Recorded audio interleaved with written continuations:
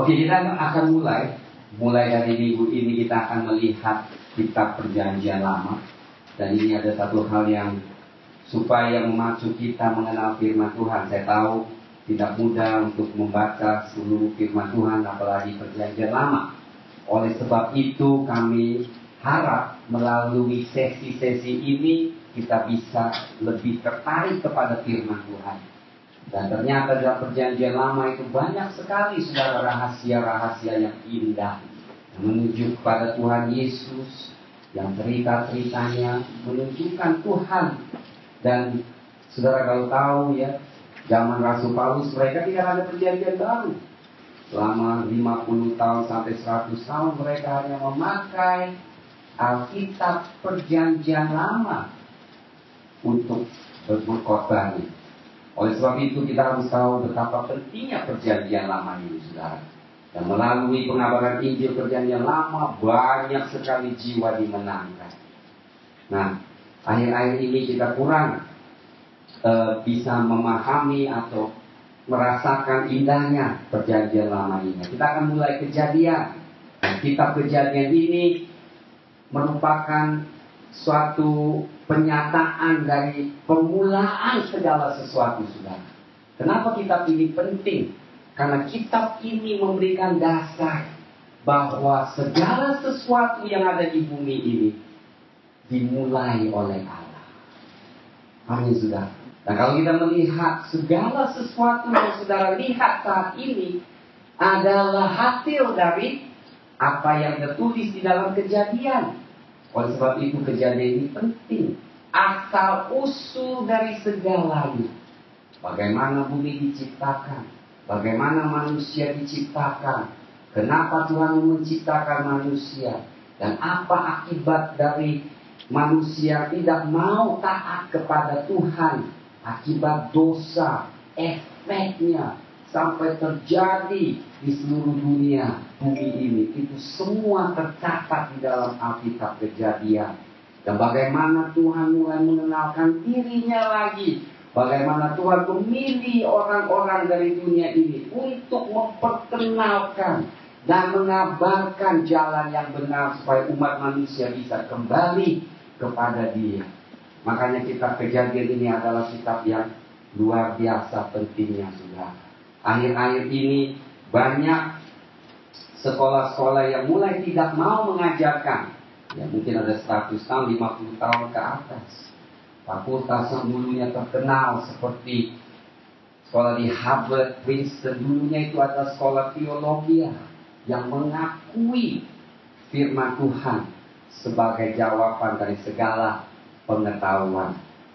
Tapi akhir-akhir ini mereka sudah banyak menolak dan tidak lagi menganggap Alkitab merupakan suatu kebenaran firman Tuhan.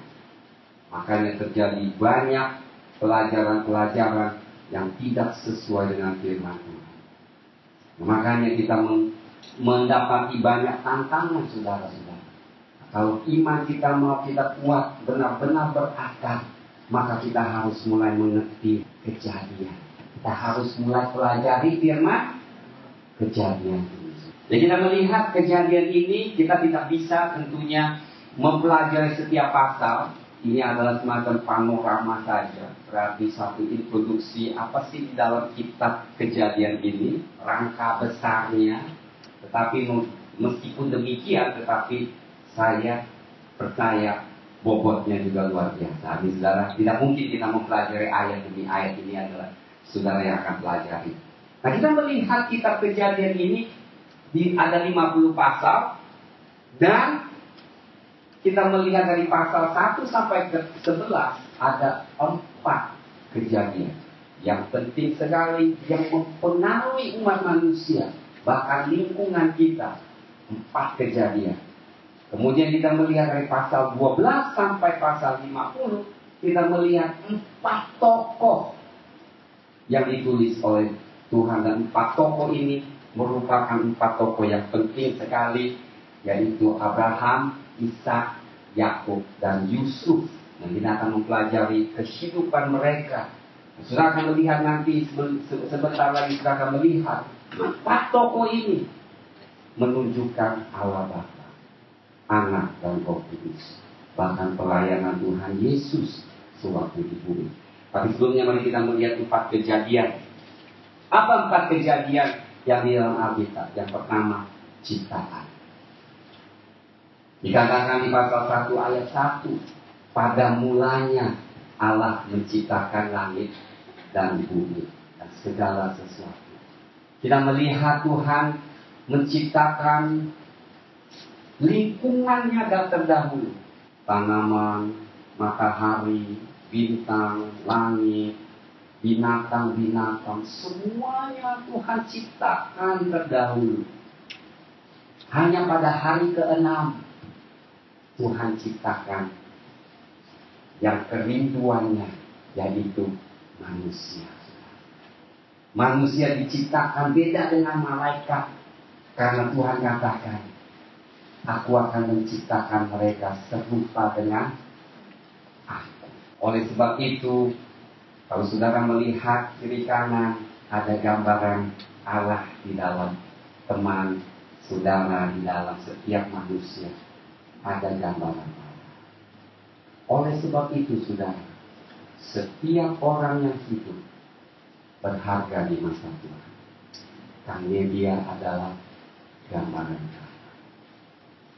Dan iblis sangat tidak suka melihat kita, karena sewaktu dia melihat kita, dia melihat gambaran Allah di dalam kita.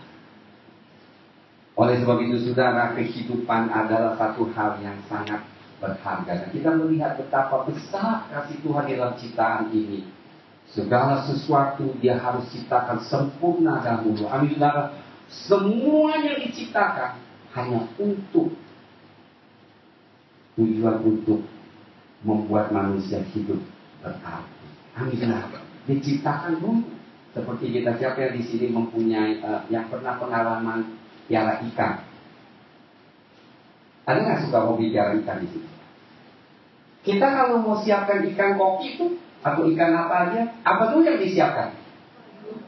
Akuarium dulu. Kadang airnya harus disimpan, dipucorin dulu ya kan, berapa minggu ya kan. Taruh oksigennya, terus taruh pohon-pohonnya supaya bagus. Lalu ikannya terakhir, betul kan? Kalau kita taruh air dari pump, kemudian taruh ikan, kayaknya nggak 2 hari juga ngambang. Soalnya airnya nggak bagus, betul, belum bagus. Nah, makanya demikian juga, saudara. Allah menciptakan segala sesuatu dahulu pada hari ke-6, lalu diciptakan manusia. Luar biasa, saudara. Dan itulah yang kejadian yang pertama harus ingat. Yang pertama di dalam Alkitab, kejadian.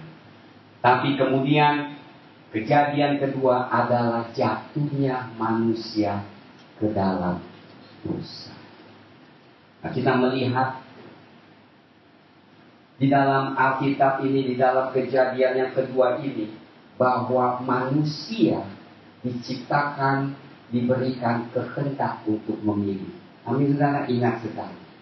Tuhan tidak pernah merubah, sampai sekarang juga Tuhan menghormati setiap keputusan yang kita buat. Meskipun salah, Tuhan tetap hormati. Sebab kalau manusia tidak diberikan kehendak untuk memilih, maka kasih kita kepada Allah tidak bisa diuji.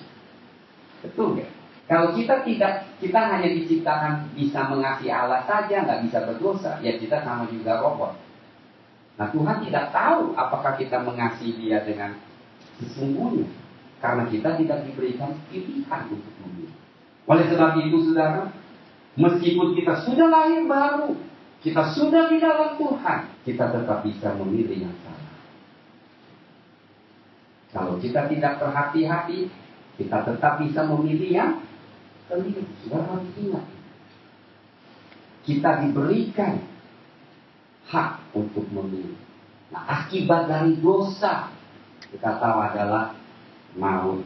Kita melihat di sini, dan akhirnya karena manusia memilih sesuatu yang di luar kehendak Tuhan, manusia pertama hilang kehadirat Tuhan dan kemuliaan Tuhan. Apa yang terjadi? Sumber kehidupan yang dari Allah itu terputus. Dengar, waktu Adam dan Hawa diciptakan, mereka tidak kenal maut. Mereka diciptakan untuk hidup selama-lamanya di dalam hadirat Tuhan. Tapi pada saat manusia jatuh dalam dosa, maka sudah apa yang terjadi? Maka sumber kehidupan itu terpotong dan manusia mulai mati. Kata Ibraninya, pada saat engkau makan buah itu, mati engkau akan mati. Kata sebenarnya. Berarti pada saat itu manusia mati dari rohnya, dan kemudian 900 tahun kemudian tubuhnya pun mati. Jadi saudara, konsekuen atau hasil dari sesuatu yang dari rohani, kalau kita hilang hubungan dari Tuhan, maka kita pun akan mati rohani. Hari ini kita kurang bersekutu, kita nggak berasa apa-apa. Tetapi mulai kehidupan rohani kita mulai turun. Besok kita tidak bersekutu lagi, kita tidak baca firman. Kehidupan rohani lebih turun lagi. Dan akhirnya kita kering dan kita bisa jatuh di dalam cobaan, di dalam dosa. Dan kejadian ketiga adalah yang penting sekali.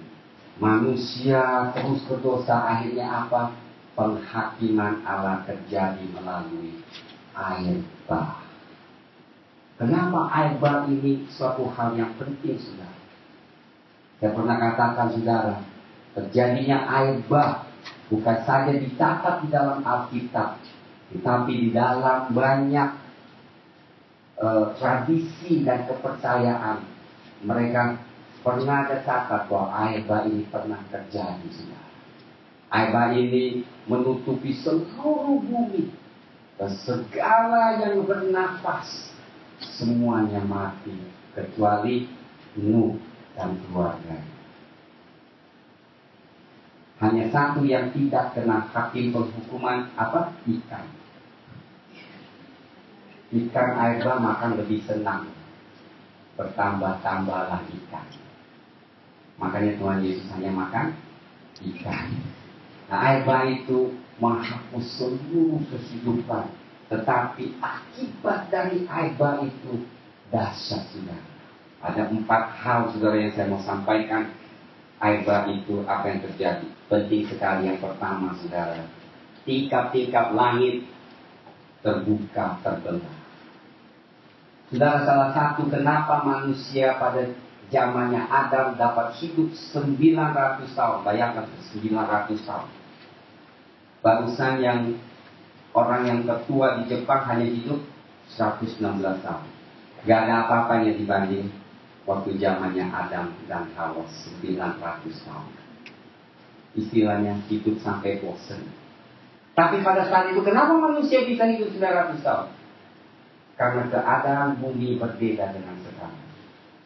Keadaan bumi pada saat itu, kalau saudara mempelajari, bahwa bumi ini ditutup bukan awan di atas kita, tetapi lapisan air yang membungkus bumi ini. Maka radiasi tidak masuk dan mempengaruhi kehidupan kita. Kita hidup di dalam dulunya lingkungan yang sempurna. Nah, seperti sekarang, panas, mesti buka AC. Siang panas, polusi, kotor dan sebagainya, ya kan? Membuat kita cepat tua. Sekarang air minum aja mesti beli. Air minum aja nggak bagus, sudah. Sehingga kita hidup di dalam lingkungan yang semakin buruk. Tapi dulu enggak. Makanya waktu Tuhan jatuhkan hujan, dikatakan tingkap-tingkap langit itu terbelah. Dan kenapa begitu banyak airnya? Karena dulunya air itu merupakan lapisan dari langit. Kita nggak kelihatan langit, kita nggak kelihatan awan. Kita hanya melihat suatu bungkusan air yang menutup bumi. Dan manusia hidup di antara itu. Luar biasa, saudara. semuanya awet muda. Ratusan tahun, bayangkan, Sarah makanya saudara, pada zaman itu masih cukup sempurna. Sarah aja 80 tahun masih seksi. Dia kan masih luar biasa cantik. Nah itu yang terjadi, tingkat-tingkat langit terbuka. Mas saudara katakan, di mana sekarang air itu? Sekarang air itu ada di bagian utara dan selatan menjadi es. Seandainya es itu lumer, maka sama seperti zamannya Nuh, bumi ini akan ditutup air. Tetapi Tuhan telah janji, amin saudara, ya, tidak menghakimi kita lagi dengan air. Kedua, saudara, satu hal lagi kalau saudara pelajari, bahwa bumi dulunya 1 tahun itu 360 hari persis. Karena bumi tidak miring. Sekarang kan miring. Kalau saudara pelajari di sekolah kan, bumi ini kenapa ada 4 musim? Dulunya nggak ada 4 musim. Karena dia begini sama matahari rata. Tapi sekarang 23 setengah derajat. Makanya terjadi 4 musim. Dan terjadinya 4 musim, maka makanan diizinkan berbeda. Karena ada dingin, ada panas, ada musim. Itu terjadi setelah air bah. Sebelumnya tidak ada semua. Makanya setelah kita melihat firman Tuhan itu memberikan kita tuh jawaban sebenarnya. Kenapa bisa terjadi demikian? Kenapa ada 4 musim? Semua dari firman Tuhan. 4 musim itu terjadi karena akibat dari air bah. Saudara tahu nggak? Barusan yang terjadi tsunami, barusan yang terjadi disaster atau terjadi bencana di dunia ini, saudara, bumi ini mulai dikatakan berubah aksisnya lagi. Bahkan North Pole, magnetic field, magnet ini berubah sudah. Posisinya berubah sudah. Saudara bingung sekali, magnet ini berubah dan makanya cuaca berubah dan sebagainya berubah. Ya, kita tahu di Indonesia saja, seharusnya udah musim panas berapa bulan yang lalu, hujan aja nggak berhenti. Hasil panen menurun banyak sekali. Sekarang ini tidak bisa. Apa yang terjadi dulunya ada beberapa provinsi nggak terpengaruhi, tapi sekarang seluruh provinsi di Indonesia hasil panen menurun lagi. Mengerikan kan? Nah saudara, kenapa bisa demikian? Bukan karena kita banyak mobil, karena panas, global warming. Saya katakan, semua karena manusia jatuh dalam dosa dan berbuat banyak dosa. Dosa mempengaruhi lingkungan. Kelihatannya bumi ini seperti batu, angin, kayaknya nggak ada kehidupan. Tetapi saya katakan, tingkah laku manusia mempengaruhi cuaca lingkungan kita. Sama seperti zamannya. Sewaktu manusia jatuh berdosa, dikatakan setiap pikiran manusia adalah dosa, adalah hanya membuat hanya pikir yang jahat, yang mau berdosa. Sudah apa yang terjadi? Maka Tuhan jatuhkan satu penghakiman, seluruh bumi berubah. Keadaan bumi ini berubah sudah. Demikian juga pada zaman kita sudah. Manusia terus berbuat dosa. Waktu kita tidak lagi bertobat dan berdosa itu berkumpul, kita akan melihat apa yang terjadi. Akumulasi, akhirnya cuaca berubah. Kita melihat apa yang terjadi sekarang ini. Gempa bumi di mana-mana. Banyak kejahatan terjadi. Maka ketiga, makanan berubah. Kalau saudara mempelajari perjanjian lama di Kejadian, manusia dan binatang hanya makan tumbuh-tumbuhan, buah-buahan. Sehat sekali dan cukup. Tetapi karena perubahan dari air bah ini, ada 4 musim, maka Allah izinkan pertama kali untuk manusia makan daging. Sebenarnya binatang dan manusia bukan diciptakan untuk makan daging, tapi memang karena Tuhan izin. Jadi kalau tempat dingin pasti harus makan daging. Tuhan izinkan semua itu. Tetapi sudah tahu itu adalah akibat dari dosa, dari perubahan cuaca ini karena air bah. Dan keempat, saudara akan melihat usia manusia mulai menurun. Saudara akan melihat di sini, kita melihat saudara di Kejadian pasal 11 mulai ayat 10 kita melihat ya. Ini keturunan Sem setelah Sem berumur 100 tahun. Ia memperanakan Arpakshad 2 tahun setelah Eba itu Sem masih hidup 500 tahun. Berarti Sem hidup 600 tahun. Lihat ayat 12. Setelah Arpakshad itu 35 tahun, Arpakshad masih hidup 403 tahun. Sudah berapa tahun? 400 sekian tahun. Turun ya. Ya kan? Turun kan? Generasi berikutnya langsung turun. Nah kemudian kita melihat Selah hidup 30 tahun. Setelah ia memperanakan dan sebagainya, dia hidup berapa tahun lagi? 400 tahun. Berarti 403 berarti 433 tahun. Dan ya secara turun terus. Nah lihat lagi kemudian Eber, Peleg. Setelah Peleg hidup 30 tahun, Peleg masih hidup 200. Sudah lihat Peleg mulai turun lagi dari 400 sekian tahun, jatuh di zamannya Peleg tinggal 200. Ya, kondisi manusia semakin usia bukan semakin panjang, semakin pendek. Nah kita terus baca saudara, kita lihat setelah Rehu hidup 32 tahun, Rehu masih hidup 207 tahun, 230 sekian tahun. Nah, tentunya kita baca terus sampai zamannya Serug, dia hanya 200 tahun, dan terus Terah, akhirnya Abraham hanya 100 sekian tahun saja. Nah kemudian apa yang terjadi lagi saudara? Barusan ini mereka temukan sesuatu barang yang kecil, banyak pertemuan ya saudara, kita nggak dikabarkan. Yang sangat saintifik, yang sangat canggih ditemukan di bawah tanah, digali, ternyata itu alat atau barang yang diciptakan itu canggih sekali.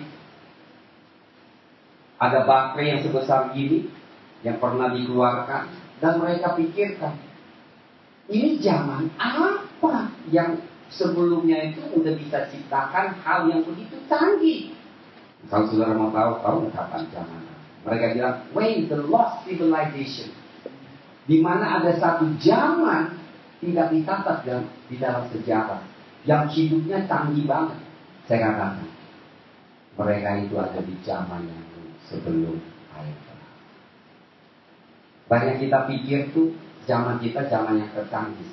Makanya misalnya Stonehenge yang di Inggris, ya, batu itu berapa puluh ton bisa diangkat. Mereka nggak habis pikir zaman apa yang bisa mengangkat batu puluhan ton itu dinumpuk di atas batu. Sekarang yang belum bisa. Di zamannya ini sebelum air bah, mereka sudah mencapai pengetahuan yang sangat luar biasa. Bayangkan seseorang bisa hidup 900 tahun. Bagaimana akumulasi kepintaran mereka? Ya kan? Mereka begitu pintar. Ya kan, kalau kita hidup terus kan kita bukan makin bodoh, makin pintar kan? Pengetahuan numpuk. Sekarang enggak kan? Sekarang udah 50-60 tahun udah. Dia nggak bisa perkembangan kepintarannya lagi. Akhirnya harus jatuh ke zaman berikutnya. Steve Jobs saja meninggal, Apple ada sedikit mana? Coba kalau dia hidup lagi misalnya 100 tahun, waduh, lebih banyak barang yang canggih yang akan diciptakan. Betul kan? Betul nggak? Tidak terputus. Dan demikian pula begitu.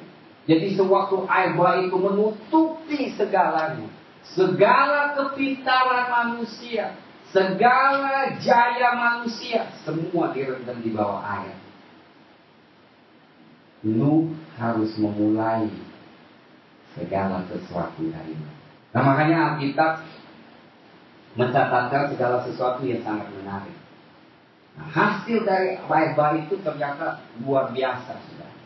Dari begitu banyak manusia, kembali tinggal 8 orang. Tuhan memulai lagi manusia kehidupan dengan 8 orang. Dari situ manusia mulai lagi berkembang. Nah ini kejadian penting saudara supaya kita ketahui.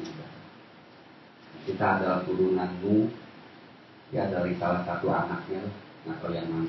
Dan keempat kejadian dari pasal 11 adalah menara Babel.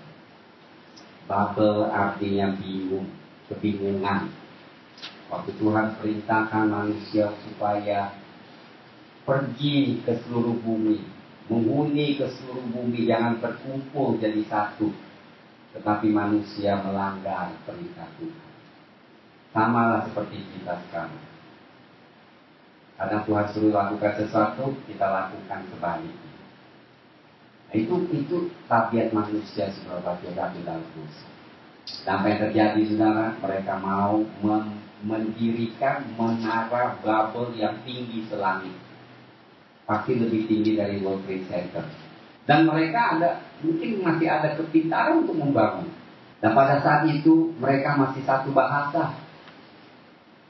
Tapi suatu mereka membangun menara, Tuhan turun campur tangan,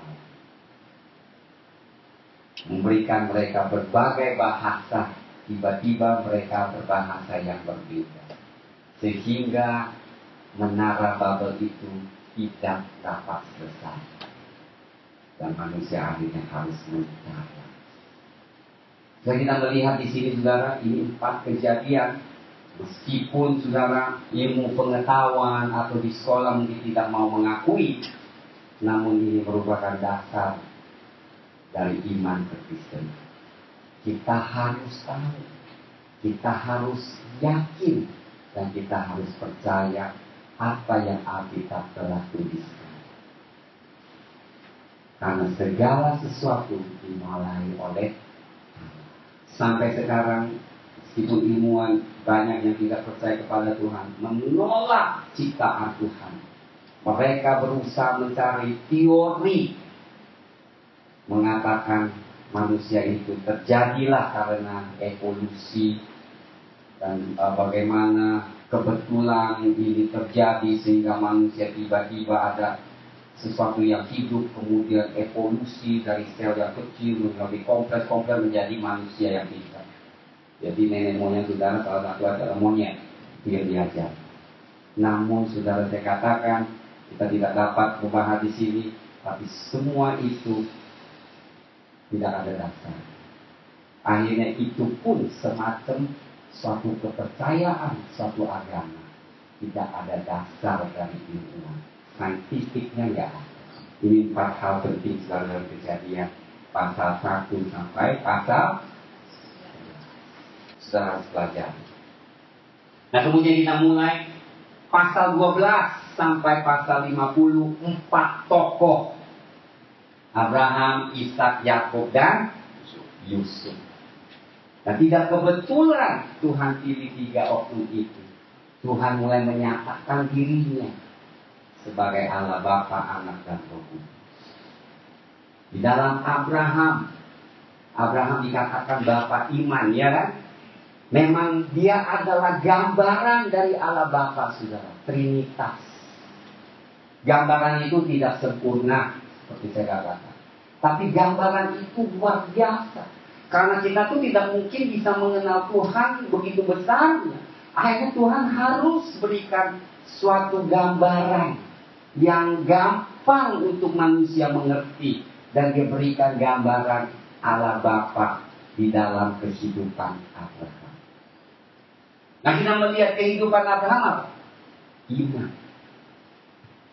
Bapa kita adalah Bapa iman. Barang siapa menghampiri dia harus percaya. Nah Abraham dilatih dari mulainya.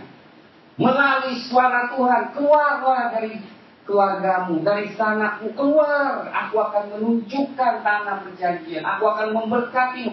Abraham tidak lihat apa yang Tuhan janjikan, tapi dia melangkah karena Allah berfirman.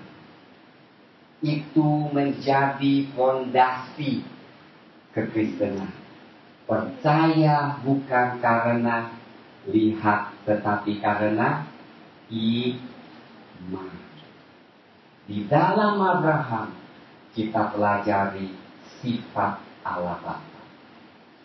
Allah Bapa berkenan kepada jemaat, kepada orang yang beriman kepadanya. Bagaimana beriman?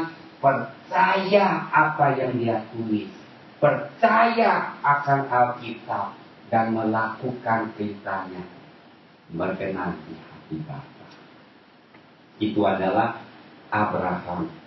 Kedua, jalan iman adalah jalan untuk meninggalkan keenakan yang dia percaya, yang sebelumnya. Untuk meninggalkan keluarganya bukan satu hal yang mudah. Amin. Untuk meninggalkan kebiasaan kita tidak gampang. Setiap perjalanan iman harus meninggalkan kebiasaan kita yang kita rasa enak dan nyaman. Itu yang pertama. Abraham harus tinggalkan ayahnya, harus tinggalkan saudara. Dan Abraham pertama pun tidak meninggalkan. Sampai ayahnya meninggal baru dia tinggalkan. Saudara, seringkali kita tidak meninggalkan. Saudara, saya mau katakan, kalau kita tidak melangkah, kita tidak akan kenal Tuhan. Kalau kita tidak melangkah sesuai dengan firman-Nya, kita tidak akan melihat mukjizat Allah. Makanya langkah pertama itu kadang sulit. Tapi sudah melangkah bisa keenakan. Gue mendingan langkah iman dari bekerja dengan kedagingan, kekuatan kedagingan. Amin, saudara. Ini penting sekali. Saudara, saya mau saudara perhatikan pelajaran-pelajaran. Saya tahu waktu kita masuk pelajaran firman kadang susah. Tetapi ini merupakan dasar, saudara. Begitu banyak dari kita, saudara. Maaf, kita tidak pelajari firman. Kita nggak ngerti kejadian. Kita nggak ngerti keluaran. Kita baca pusing kepala. Ya, kita harus belajar, saudara. Kalau kita tidak mengenal firman, kita tidak puas. Aduh, sayang sekali. Tuhan berikan firman yang luar biasa supaya kita bisa baca. Nah, Abraham kedua meninggalkan rumahnya untuk melangkah.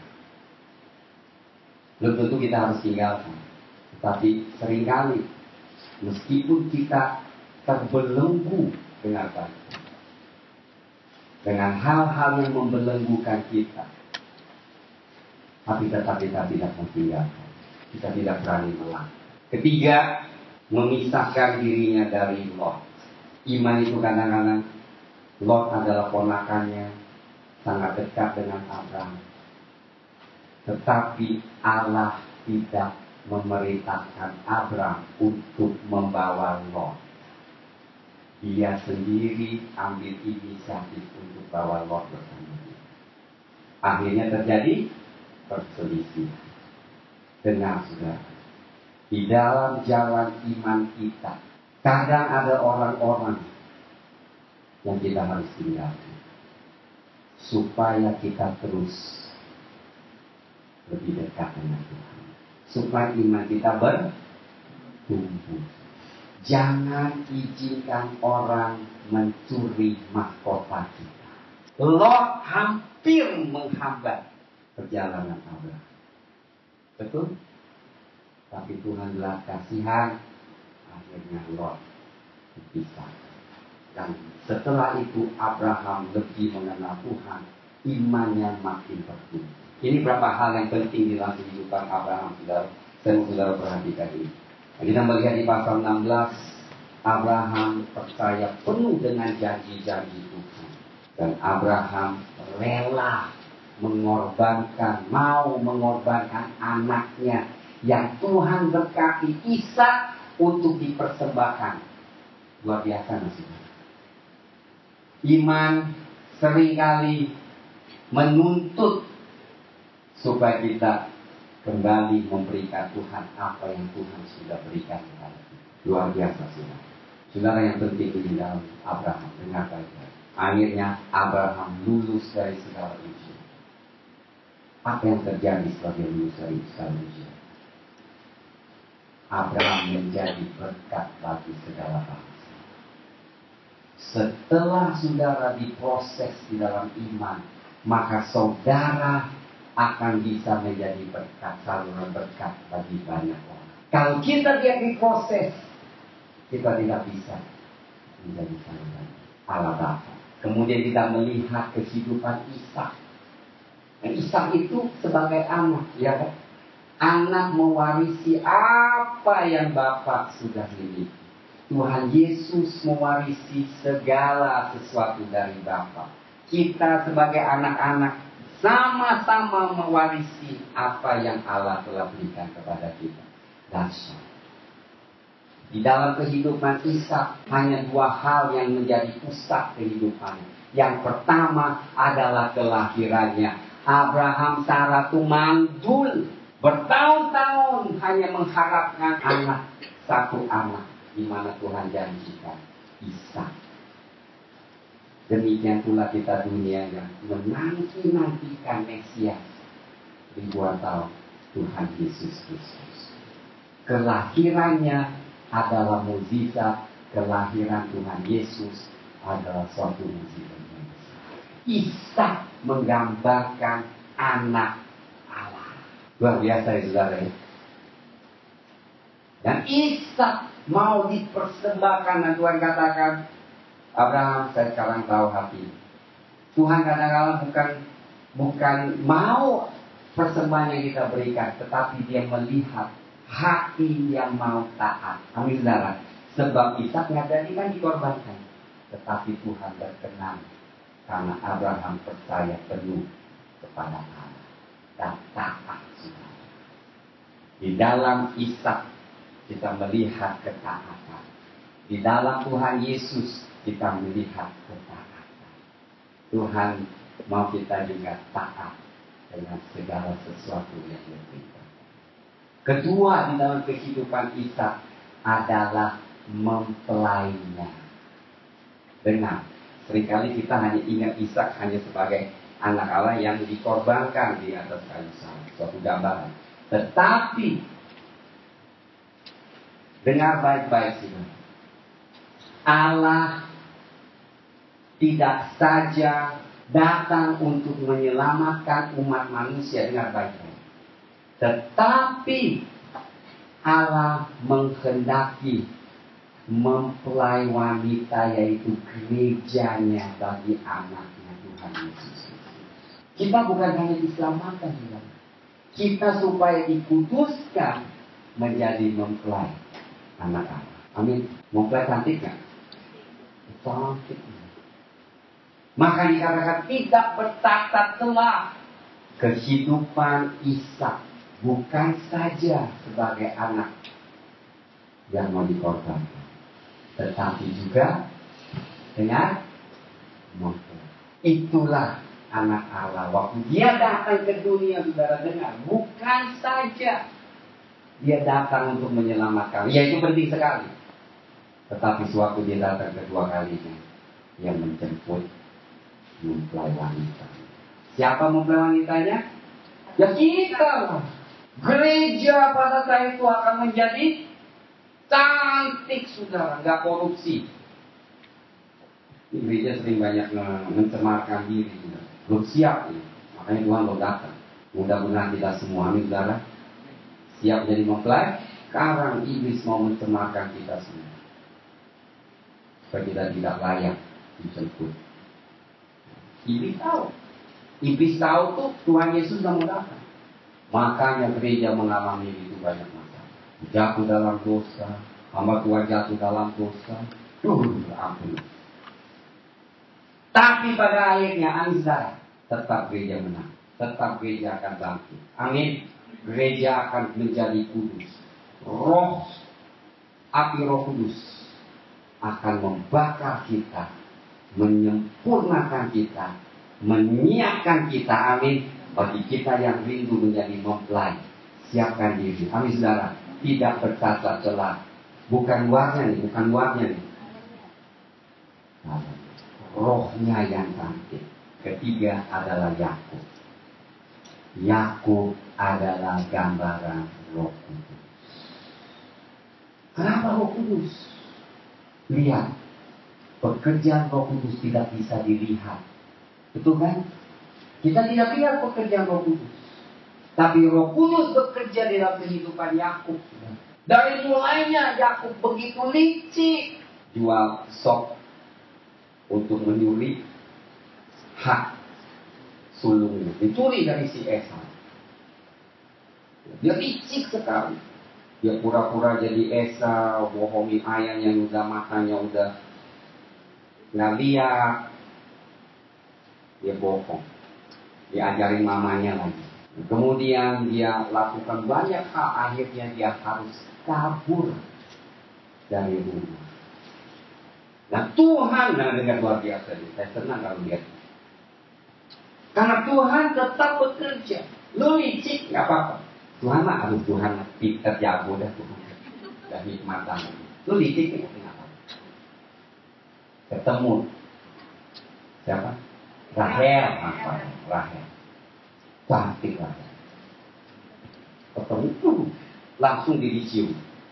Pas ketemu pertama dicium. Karena pasti mirip-mirip mamanya. Kan sudah.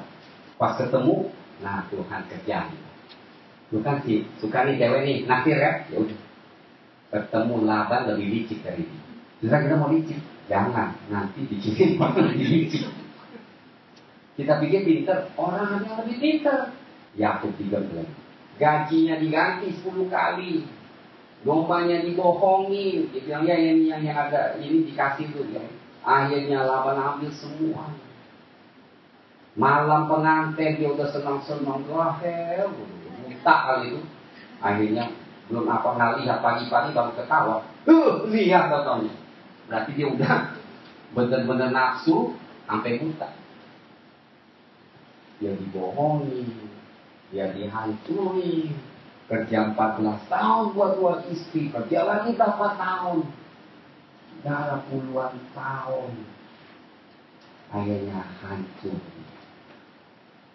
Mau pulang, Tuhan bilang kau pulang kembali. Ketemu musuhnya Esau. Dia bergumul di bentol perjalanan. Ya, ingat kan? Nah, kemudian Tuhan tanya, siapa namamu? Yakub. Artinya apa Yakub? Penipu. Engkau tuh penipu. Bertobat. Mulai hari ini jangan tipu lagi. Namamu diganti Israel. Makanya beberapa orang ini nama diganti. Ganti supaya tabiat karakter kita. Nah, makanya ada nama baptis diganti. Itu bagus juga. Bisa dikasih nama. Ya lebih itu kasih oleh Tuhan. Ada maksudnya. Izinkan Tuhan yang menempatkan saya. Yeremia hati. Biar Tuhan yang bekerja dalam saya. Yeremia. Established. Jadi kita melihat di dalam Yakub banyak pergumulan. Pergumulan dengan siapa? Pergumulan dengan Roh Kudus. Mengubah dia. Yang tidak baik Tuhan harus lakukan. Saudara, oleh sebab itu kalau saudara adalah pilihan Tuhan, saudara hal pertama bersyukur. Kenapa? Kalau saudara tahu saudara sama Tuhan dan dia pilih saudara, dia sebagai Bapa akan terus memimpin, mengembleng, amin, membentuk kita, mempersiapkan kita. Kalau saudara ada masalah, itu tanda di mana Tuhan memperhatikan kita. Dia masih sayang sama kita. Yakub aja yang begitu bandel dia bisa oke nggak apa-apa. Dengan cara Tuhan ya bisa membentuk. Ya. Apakah saudara mau dibentuk Tuhan? Jadi ini ceritanya indah sekali. Indah sekali. Semua karakter di Kejadian 4 tokoh ini menggambarkan pekerjaan Allah Bapa, menyatakan Allah Bapa di dalam Abraham, menyatakan anaknya di dalam Isa, menyatakan pekerjaan Roh Kudus di dalam Yakub. Indah sekali. Dan akhirnya Yakub dibentuk di dalam ladangnya Tuhan. Dan ingat, setiap orang yang mau dekat dengan Tuhan pasti dibentuk. Dua hal saudara harus ingat. Saudara harus izinkan Dia membentuk. Kedua, yang paling penting, rendahkan hati. Tidak ada pembentukan tanpa kerendahan hati. Apapun yang sulit, izinkan Dia. Belajar mengalah. Belajar mengaku kelemahan kita. Belajar mengakui kekurangan kita. Enak tuh sebenarnya kalau kita ngaku. Nggak ada beban. Lu nggak bagus. Iya, nggak ada. Jangan nggak bagus. Ini kurang ini, itu kurang apa? Kurang doa, kurang rohani yang memang benar. Itu aja. Kan enak. Daripada ngotot. Lu bisa gua kan tiap hari doa. Kita selalu menilai diri kita. A. Lihat orang C. D. Kita A. Kita selalu melihat diri kita lebih baik, lebih rohani, lebih kudus. Tapi setelah kita mengalami makin, ternyata kita sama juga. Tidak ada lagi. Amin saudara. Kalau kita bisa demikian, kita izinkan Tuhan kerjakan, maka kita akan bertumbuh di dalam kasih kami, kemudahan. Terakhir, kehidupan Yusuf. Kehidupan Yusuf di dalam Alkitab tidak ada oknum atau tokoh yang hidupnya sendiri Tuhan Yesus Kristus di bumi. Pelayanan Tuhan Yesus di bumi dicerminkan di dalam kehidupan Yesus. Luar biasa, saudara. Yang saya catat ini minimal 20 kesamaan. Bukan kebetulan, saudara. Tetapi merupakan suatu profetik dan juga gambaran bahwa apa yang Tuhan lakukan di dalam Yusuf ini akan Dia lakukan di dalam anaknya sendiri. Lihat, yang pertama, Yusuf dilahirkan secara mukjizat, di mana ibunya Rahel kan mandul. Mukjizat terjadi. Kelahiran Tuhan Yesus dengan kuasa Roh Kudus pun merupakan mukjizat dari kelahiran. Betul kan? Rahel mandul kan? Udah Lea udah nggak tahu berapa anak, Rahel nggak bisa melahirkan. Akhirnya dia berseru Tuhan berikan Yesus. Di dalam Maria kita tahu kelahiran Tuhan Yesus adalah oleh kuasa Roh Kudus. Merupakan mukjizat. Gak ada di dunia. Cuma satu-satunya di dunia itu yaitu Maria. Ibu Tuhan Yesus itu. Kedua, lihat. Yusuf disayang oleh ayahnya. Dari semua anaknya, Yusuf paling disayang. Tuhan Yesus pun dikatakan, inilah anakku yang kukasih.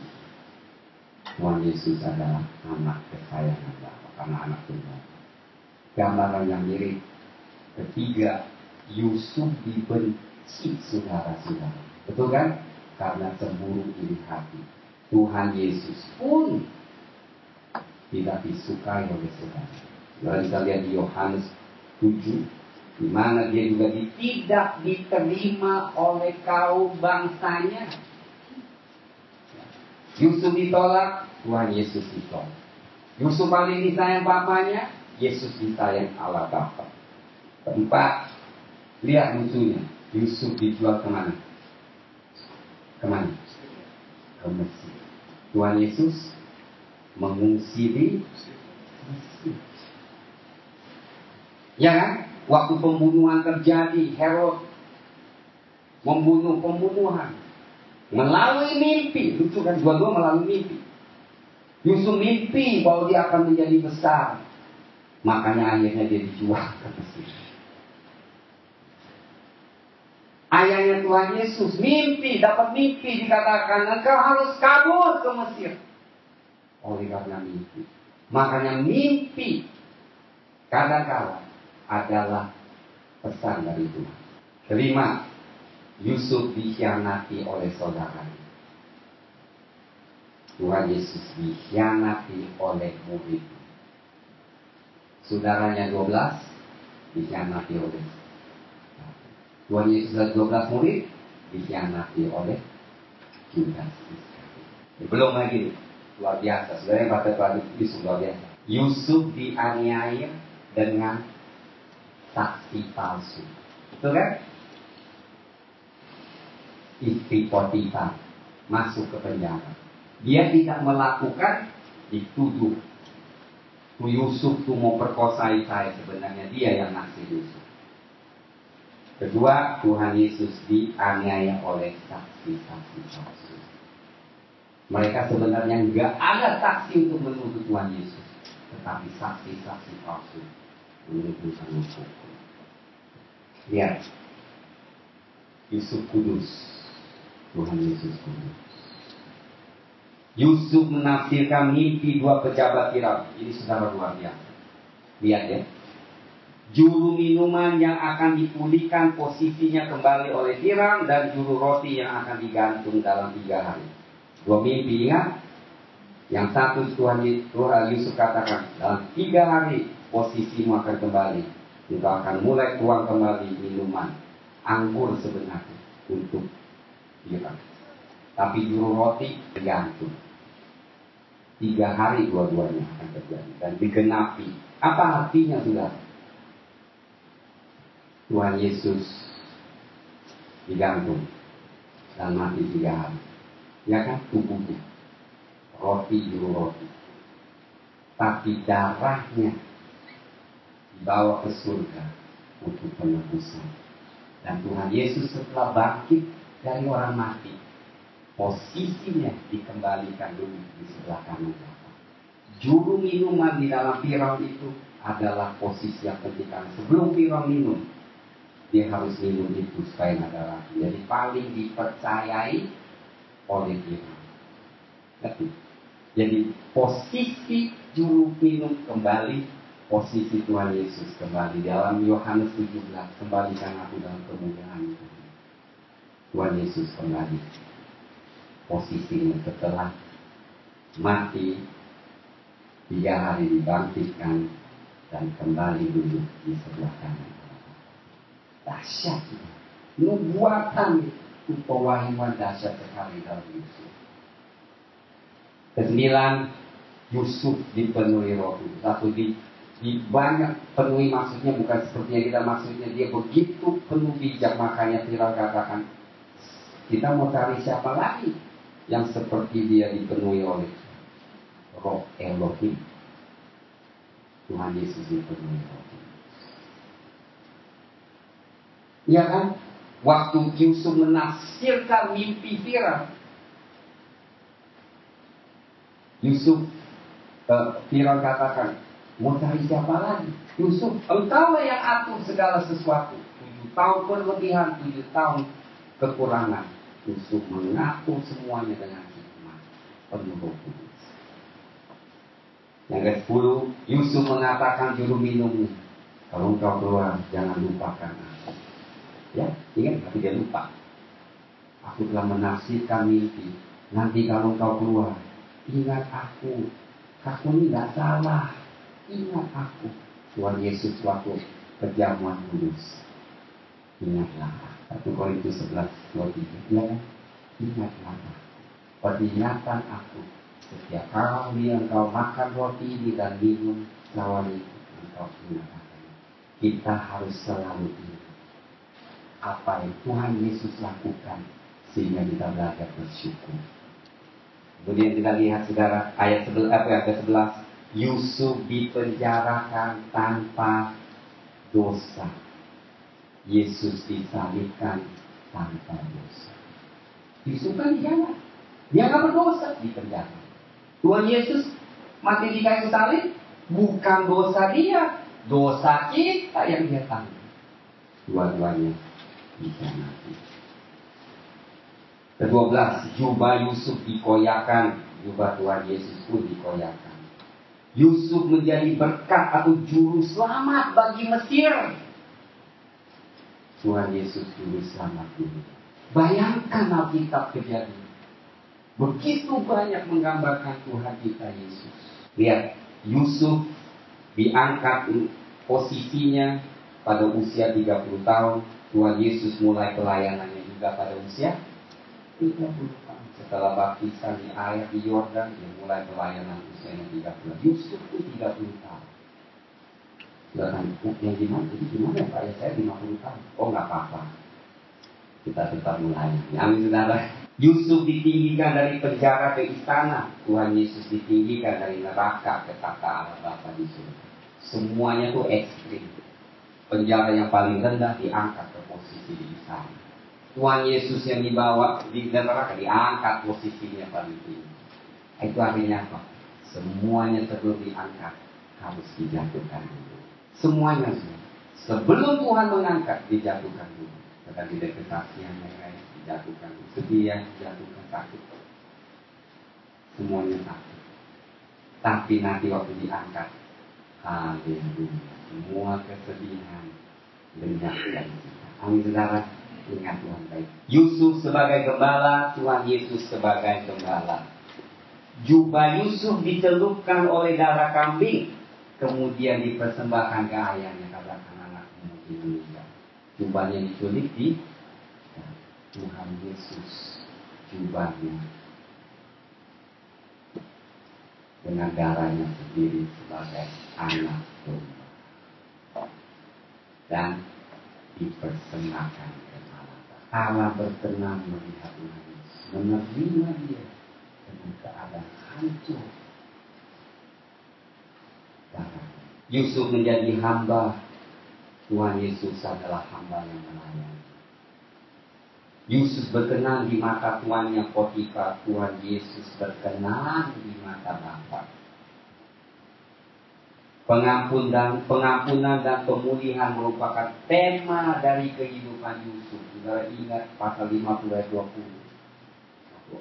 Saudara-saudara takut dia balas dendam. Karena mereka menjual dia, mengkhianati.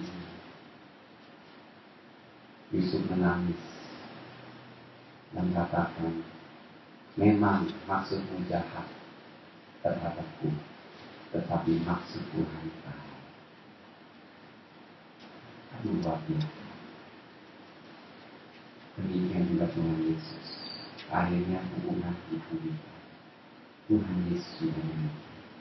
Maksudnya jahat dan dia, tapi maksud Tuhan adalah baik.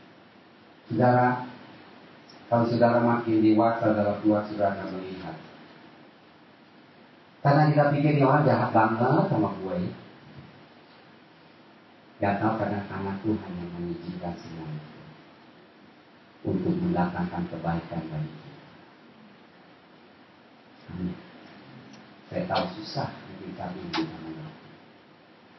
Karena bukan orang baik yang bisa membentuk kita, justru orang jahat yang membentuk. Amin. Orang baik kadang-kadang terlalu baik, nggak bisa membentuk kita sudah. Semuanya ya oke lah, nggak apa-apa. Orang jahat menghancurkan kita. Hancur. Tapi dalam kehancuran kita datang kepada Tuhan. Kita merasakan kasih-Nya, pemulihan-Nya, dan pengangkatan. Tema dari Tuhan Yesus sama. Waktu Tuhan Yesus disalibkan, dia mengampuni orang yang menyakiti. Waktu Yusuf nanti memang masih jahat, tetapi di belakang itu, kalau bukan Tuhan izinkan, itu tidak akan terjadi.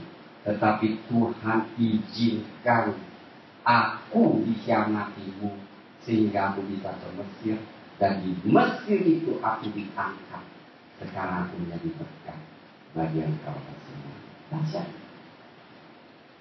Saya senang cerita Yusuf, saya senang cerita Tuhan Yesus yang ada di hati. Luar biasa. Kejadian. Oke, kesimpulan kejadian yang luar biasa. 2 minggu kemudian kita masuk ke barat.